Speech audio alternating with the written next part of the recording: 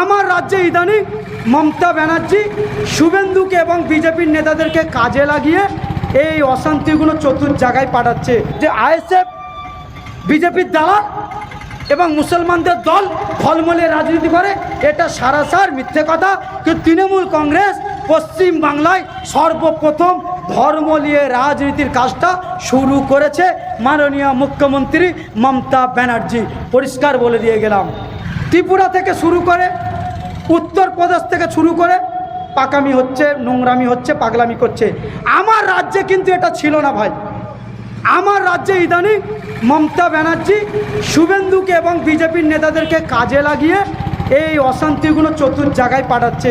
নাহলে ভাবতে পারেন যেখানে সামান্য কোনো অশান্তি হচ্ছে না, কিছু হবে না, নওশাদ সিদ্দিকী মানুষের হয়ে কথা বলবে, ওদিকে সিপিআইএমের নেতারা আরও বিরোধী নেতারা মানুষের হয়ে যখন কথা বলে সেই জায়গায় যাচ্ছে পুলিশ আটকে দিচ্ছে। আর শুভেন্দু প্রত্যেক জায়গায় গিয়ে বিষ উগলাচ্ছে, হিন্দু মুসলমান এমনভাবে নোংরা কথা বলছে, সেখানে ঝামেলা অশান্তি হবে। মমতা ব্যানার্জি কিন্তু চুপচাপ। এখান থেকে আপনাদেরকে বুঝতে হবে, আমার পশ্চিমবাংলায় মাননীয় মুখ্যমন্ত্রী দাঙ্গা লাগাবার একটা পরিকল্পনা করছে, অনেক জায়গায় দাঙ্গা লাগিয়ে দিচ্ছে। তাই বাজারের মধ্যে যেনারা আছেন হিন্দু মুসলিম দলিত আদিবাসী যারা ব্যবসা করেন, গ্রামে থাকেন, প্রত্যেককে অনুরোধ করব এদের কথায় কান না দিয়ে আপনারা নিজেদের মধ্যে যেভাবে ব্যবসা বাণিজ্য করেন মিলেমিশে থাকেন, ওইভাবে মিলেমিশে থাকবেন, নিজেদের মধ্যে অশান্তি করবেন না। এটুকুই বার্তা আমার। শেষ কথা আমার, ধর্মলে রাজনীতিতে একদম মেতে যাবেন না। তৃণমূলের লোকেরা বলে, এটা আমি জানি, আপনাদের পাড়ায় বলে যে নওশাদ সিদ্দিকী মুসলিম পাড়ায় গিয়ে, তৃণমূলের লোকেরা বিশেষ করে বলে মুসলিম পাড়ায় গিয়ে যে নওশাদ সিদ্দিকী বিজেপির দালাল। বলে কেন? ও বিজেপির দালাল। আর হিন্দু পাড়ায় গিয়ে নওশাদ সিদ্দিকীর টুপি আছে, ও মুসলমানদের দল। এই কথাটা কেন বলে জানেন? প্রমাণ একটা দিয়ে আমি এটা শেষ করে দেবো। এই কথাটা কেন বলে জানেন? নওশাদ সিদ্দিকী আপনি দেখাতে পারবেন না ভাঙড় থেকে উনি জিতেছেন, আপনারা জানেন। কিন্তু ভাঙড়ে নওশাদ সিদ্দিকী ভোট প্রচারে গেছেন, এখনও পর্যন্ত তিলোত্তমা খুন হয়ে গেল তার প্রতিবাদ করেছেন, যেখানে যেখানে অন্যায় হচ্ছে প্রতিবাদ করছেন, জল জমি আদিবাসীদের ওখানে বিপদ হচ্ছে নওশাদ ভাই যাচ্ছেন। আপনারা কোনো জায়গায় দেখতে পেয়েছেন মুসলিম এলাকায় গিয়ে নওশাদ সিদ্দিকী টুপি পরে বলেছে আমি আছি তোমাদের পাশে? আর হিন্দু পাড়ায় ভোটের জন্য গিয়ে দেখেছেন তিলক টেনে বলেছে আইএসএফকে ভোট দেন? আপনারা দেখাতে পারবেন না। তাই নওশাদ সিদ্দিকীকে যারা বলে ধর্ম নিয়ে রাজনীতি করে, তারা আকার মূর্খ ছাড়া কিছু নয়। তবে আমি প্রমাণ দিয়ে দেবো, মমতা ব্যানার্জি হিন্দু হবার পরেও মুসলিম ভোট নেওয়ার জন্য ওনাকে ইফতার করতে যেতে হয়। শুভেন্দু অধিকারী মুসলিম যখন তৃণমূলে ছিলেন, মুসলিম ভোট পাওয়ার জন্য নন্দীগ্রামে গরুর মাংস ওকে খেতে হয়েছে, তো চাচার কাছে গিয়ে ইফতার করতে হয়েছে। আপনার এমএলএকে দেখবেন টুপি মাথায় দিয়ে অনেক জায়গায় জলসাতে গিয়ে বসে থাকে। আইএসএফের বিশ্বজিৎ মাইতিকে আপনি কোনো জায়গায় দেখাতে পারবেন না টুপি পরে বসে থাকে, আইএসএফের দেখাতে পারবেন না। তাহলে ওরা যে বলে যে আইএসএফ বিজেপির দালাল এবং মুসলমানদের দল ফলমূলে রাজনীতি করে, এটা সারাসার মিথ্যে কথা। কিন্তু তৃণমূল কংগ্রেস পশ্চিম বাংলায় সর্বপ্রথম ধর্ম নিয়ে রাজনীতির কাজটা শুরু করেছে মাননীয় মুখ্যমন্ত্রী মমতা ব্যানার্জি। পরিষ্কার বলে দিয়ে গেলাম। আপনারা ভেবে দেখুন, পশ্চিমবাংলার সংখ্যালঘুদেরকে বলছে আপনাদের পাশে আছি, চলে আসুন, আমি আপনাদেরকে বাঁচিয়ে নেব। আমাদের যখন দেশ থেকে তাড়াবার পরিকল্পনা চলছে, ওয়াকফ সম্পত্তি লুট করতে চাচ্ছে, কর্মস্থানগুলো দখল করতে চাচ্ছে, আমাদের গরিবের জমিগুলো লুট করতে যাচ্ছে, মুসলিম ঘরের ছেলেগুলোকে অন্য জায়গা থেকে মেরে মেরে তাড়াচ্ছে, তারপরেও মাননীয় মুখ্যমন্ত্রী বলছে দিল্লি গিয়ে আন্দোলন করো। আমরা কিন্তু এটা মনে রেখেছি, আপনার বাপের জমিদারি এই রাজ্যটা নয়। আমাদের আন্দোলন এই বাইনালে হবে, বাগনানে হবে, পশ্চিমবাংলার অলিতে গলিতে আমাদের আন্দোলন যেমন চলছে চলবে। আপনার পুলিশ প্রশাসনের পাওয়ার, আপনার গুন্ডারের পাওয়ার থাকে, আমাদেরকে রুখে দেখিয়ে দেন। পরিষ্কার ওপেন চ্যালেঞ্জ দিয়ে যাচ্ছি, আগামী দিনে ইঞ্চিতে ইঞ্চিতে লড়াই হবে। যারা অন্যায়ের পক্ষে সাপোর্ট করবে তাদেরকে 1 ইঞ্চি জমি ছেড়ে দেওয়া হবে না। এটা পরিষ্কার আইএসএফের মঞ্চ থেকে আমি পরিষ্কার বার্তা দিয়ে গেলাম। বাকিটা বুঝে নেবেন। হ্যাঁ, যারা মানুষের হয়ে কথা বলবে, গরিবের হয়ে কথা বলবে, জনগণের হয়ে কথা বলবে, তাদের পাশে আমরা আছি। শেষ কথা, জগন্নাথ মন্দির উদ্বোধন করেছেন। আমি ভাবতে চাই, গতকালকে আমি ভাই জানেন, আমি আমার বন্ধুদের সঙ্গে, আমার একটা বন্ধু ডক্টরের সঙ্গে আমি একটু বেড়াতে গিয়েছিলাম। তো বেড়াতে গিয়ে দেখলাম আমার বন্ধু জগন্নাথ মন্দিরে, উনি হিন্দু ধর্মের পবিত্র প্রামাণিক ডক্টর, বলে ভাই আমি একটুখানি মন্দিরে যাবো। বলে নিশ্চয়ই যেতে পারেন, আপনি যান, আমি একটু রুমে রেস্ট নিই, একটু কাজ আছে, তাড়াতাড়ি আসবেন।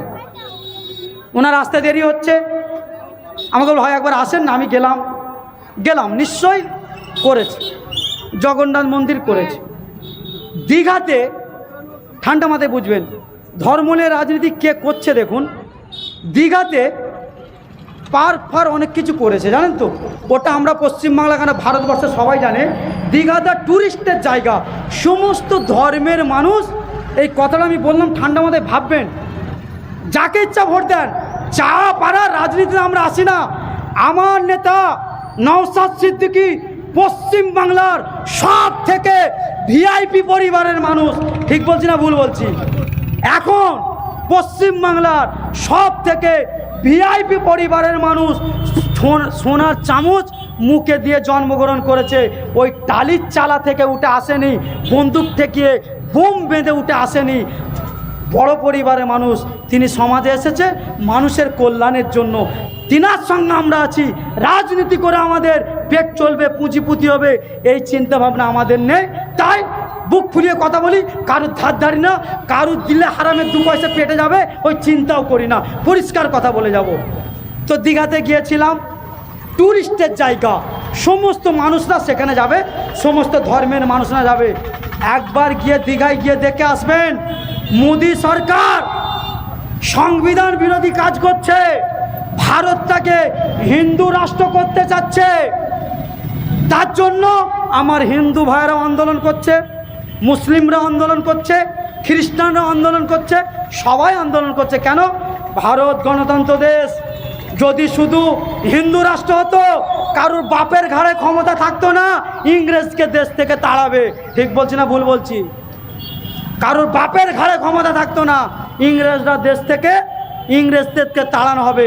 গণতন্ত্র দেশ, সকলে মিলে ঐক্যবদ্ধ হয়ে হিন্দুদেরকে তাড়ানো হয়েছিল। তাই আমরা গণতন্ত্র রাষ্ট্র, এটা হিন্দু রাষ্ট্র নয়, এটা মুসলিম রাষ্ট্র নয়, এটা গণতন্ত্র।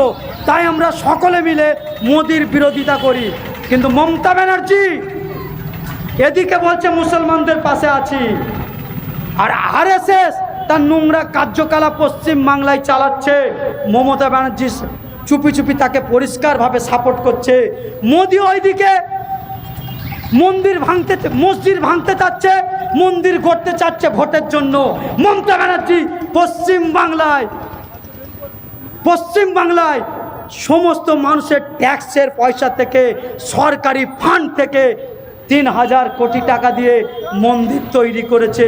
মুসলিম সমাজ, হিন্দু সমাজ, দলিত সমাজ, আদিবাসী সমাজ, এখনো কি আপনারা বলবেন মমতা ব্যানার্জি মানুষের হয়ে কাজ করছে? আপনি গদিতে আপনাকে বসানো হয়েছে মন্দির মসজিদ করার জন্য নয়, আপনাকে মানুষের কল্যাণের জন্য বসানো হয়েছে। মানুষ যাতে না বিপদে পড়ে তার জন্য বসানো হয়েছে। মোদি ওদিকে মুসলমানদের সম্পত্তি লুটতে যাচ্ছে, মমতা ব্যানার্জি ঘুমটা দিয়ে ওয়াকফ সম্পত্তি ৭৬,০০০ বিঘে লুট করে খাচ্ছে।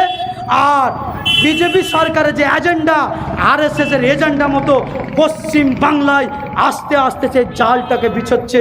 তাই জন্য দেখে দেখে মুসলিম সম্প্রদায়, সংখ্যালঘু যেসব এলাকাগুলো আছে, সেই এলাকাগুলোতে মমতা ব্যানার্জি দাঙ্গা লাগিয়ে, ঝামেলা লাগিয়ে, মুসলিম ছেলেগুলোকে কেস দিয়ে এলাকাগুলোকে তছনছ করছে। প্রমাণস্বরূপ আমি বলে গেলাম, আপনারা মিলিয়ে নেবে মহেশতলার কথা। আপনার এলাকা ফলো করে দেখবেন, যেখানে যেখানে ঝামেলা হয় নেতারা বিপদে পড়ে না, গরিব মানুষগুলো বিপদে পড়ে যায়।